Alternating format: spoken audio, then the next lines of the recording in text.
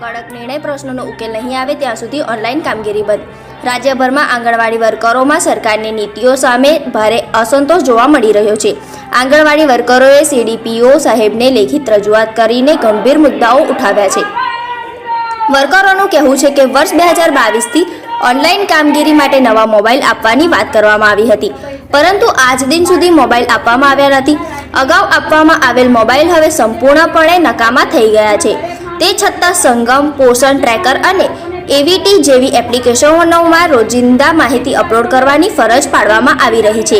યોગ્ય મોબાઈલ અને ટેકનિકલ સુવિધા ન હોવાના કારણે કામગીરીમાં ભારે મુશ્કેલીઓ ઊભી થઈ રહી છે. કેટલાક એપ્લિકેશનોમાં બાળકોની હાજરી પણ ખોટી દર્શાવાય છે, જેના કારણે ખોટા આંકડા નોંધાઈ રહ્યા છે. વર્કરોનો આક્ષેપ છે કે ઓછા માનધનમાં વધુ કામગીરી લેવાઈ રહી છે અને લાંબા સમયથી બાકી રહેલી માંગણીઓનો ઉકેલ લાવવામાં આવ્યો નથી.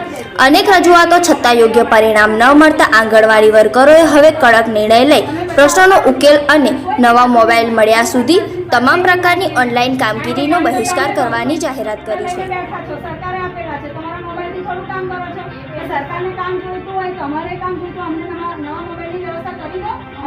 હું ગુજરાત આંગણવાડી કર્મચારી સંગઠન મહામંત્રી કૈલાસબેન રોહિત. આજે ખંભાતની અંદર અમે જે ઓનલાઈન કામગીરી અમારા યુનિયન તરફથી દરેક ઘટકની અંદર CDPOશ્રીને અમે નોટિસ આપી છે અગાઉથી કે અમે સરકારશ્રી દ્વારા જ્યાં સુધી અમને નવા મોબાઈલ આપવામાં નહીં આવે અને અમારી માંગણી નહીં પૂરી કરવામાં આવે ત્યાં સુધી અમે ઓનલાઈન કામગીરી કરવાના નથી, એનો બહિષ્કાર કરીએ છીએ.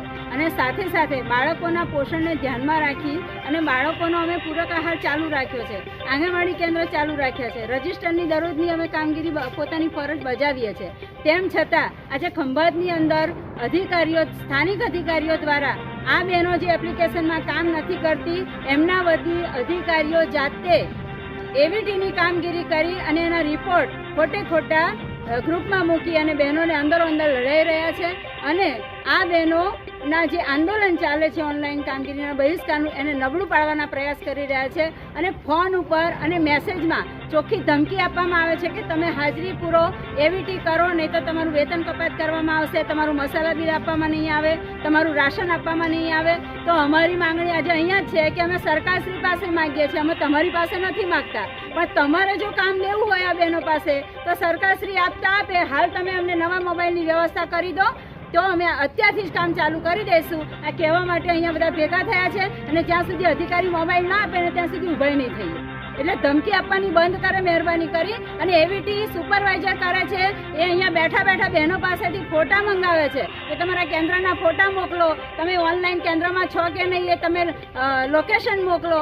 એટલે આ બધું છે એ ધમકી બંધ કરે, નહીં તો અહીંયા મોબાઈલ લીધા વગર કોઈ ઊભું થવાનું નથી.